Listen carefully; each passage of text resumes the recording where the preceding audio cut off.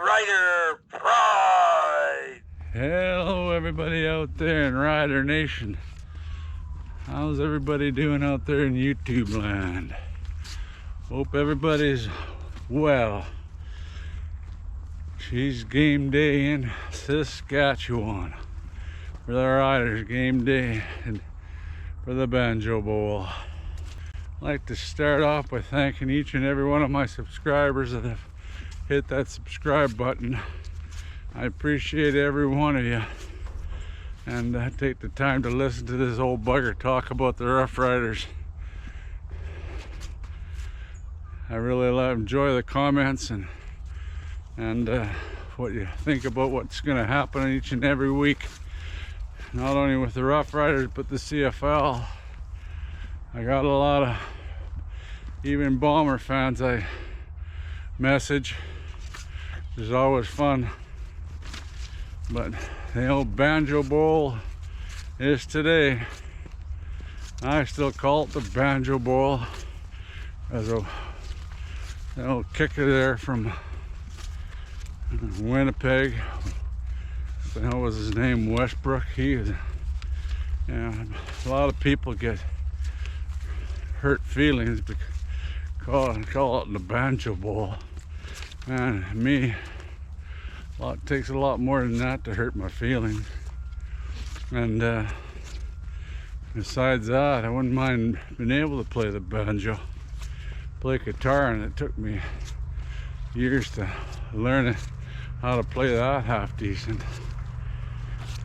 But anyway, she's game day today, and we're again facing a different offensive line again.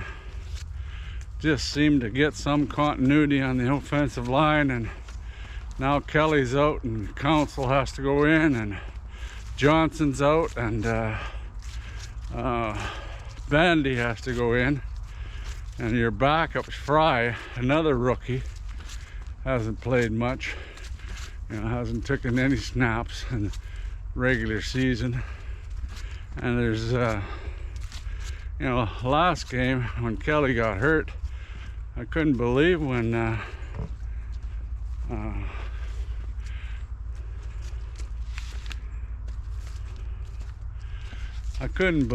Furland went out and played tackle, and they had to put Bandy in at guard, and they actually played pretty damn good. Really good, actually. They give them pretty good time. We even broke a few running plays later, and that's all due to your hogs up front there. That's for sure. One thing I don't understand is with this guy they brought back, I really liked him at training camp, was that Jordan Tucker. Yeah, he was a big boy, and he got hurt right off the bat, I think in the green and white game, and they cut him, and then they felt sorry for him because he got hurt and then got cut. But he was the first guy out at practice, and it seemed to show a lot of promise.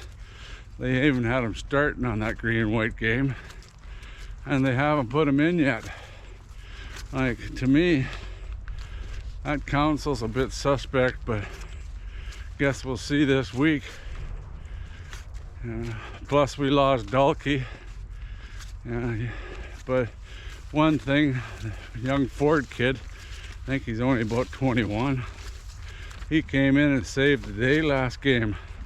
Was so happy for him. But I'm sure Zach's gonna be testing him long, that's for sure. Clark and Marshall are going to have to step up their coverage, do a lot of one-on-one stuff. But it will be a tough game to win. Like anytime you play the Bombers. But I think they're there for the taking. They're losing the step there. And Zach hasn't got as much time. I guess the key again to this game is stopping that Jaden Oliveira. He's a top-notch running back, and talking about running backs, Hickson got scratched again. I don't know. I think it must be they brought a Hawaii back at fullback. I'd really like to see them use Hickson more, but he hasn't really had much of an opportunity yet. It's too bad. I like his running style. Another big change this week is Pete's serving his suspension. 1 game suspension with that I didn't really agree with. I thought he should get a fine and that's it. All I asked there is that they've set a precedence now, and anybody else that does it, sure the hell hope he gets a 1 game suspension too. I could have seen a fine, but I would have fined Collares for collapsing like a drama queen, but that's beside the point. What he did wasn't right. I shouldn't be talking about it again myself, because the more you talk about it, the more of a target he gets on his back. And that's exactly what happened to other players, unmentioned. But we'll miss him, and like I figured it would be that Roscoe. I watched him quite a bit in camp too, and he looked pretty impressive. He's a young kid, but really got the size, and Cox was my favorite, but he got hurt. But that Roscoe was a pretty decent player, pretty decent. Rod, what do you find? Well, I can't see him. Where is he? Oh yeah, you can't get that high, Rod. He's way up there. Come on, let's go. Let's go, Ryder. Come on. No, you can't climb the tree. I keep telling you that. Come on. Come, let's go. Rita's along today, and whenever he finds a squirrel, he gets a treat, so he's really happy.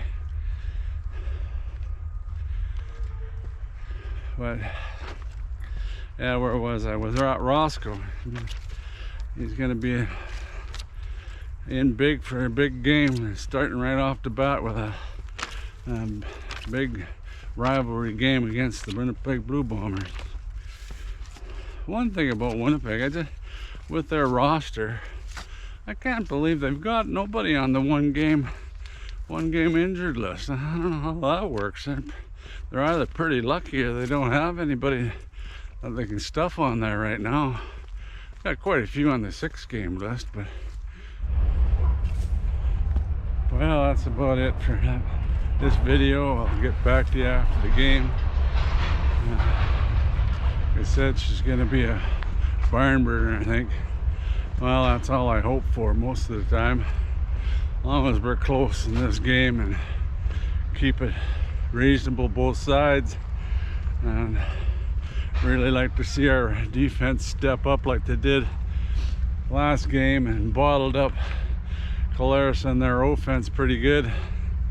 You know, especially his passing game. Struggled a bit with the Oliveira, but the passing game, they pretty well shut Collares down and intercepted him once, and I think that really affected the outcome of the game. One thing I like about what Dickie said in one of their press conferences was about Winnipeg and how they like holding you down after the play and are chippy, and even if you're trying to get up, they still hold and want you to retaliate. They're really good at that. I've said that over and over about Winnipeg, especially the old line. They're really good at concealing holding, and they've taken the least amount of penalties and had the most called against them. So there's a lot of truth to that. With Dickie saying that, I'm sure it gets in the ears of a lot of the officials. So maybe it'll help sway their minds, because O'Shea, he's really good himself. He was known as not one of the cleanest players out there. Played linebacker, and you'll see him, watch him. He's always in the ref's ears, always. And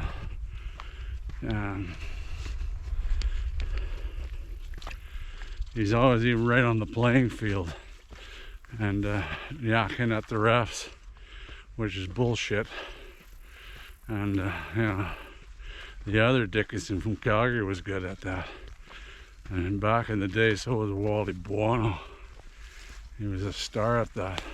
But as far as picking a winner, I'm still picking the Riders. I got them picked in a pool and hope that they can pull it out again.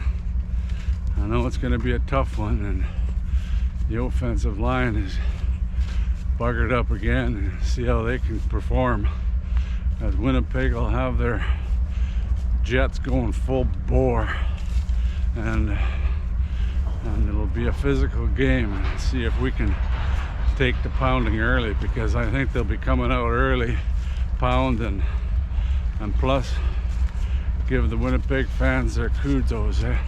They're loud.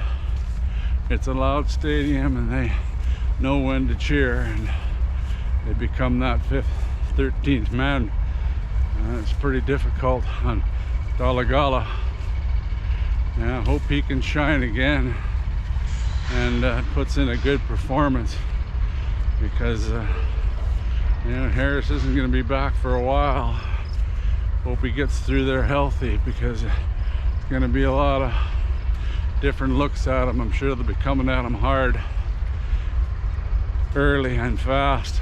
So I hope Jeffries has a good game plan for this week again. He did pretty good last week, and his special teams were fairly good last time we played them, above average. It's a pretty nervous time here today. Can't wait for that kickoff today, and see how the Riders do against them Blue Bombers. Anyway, till next time, go Riders, go.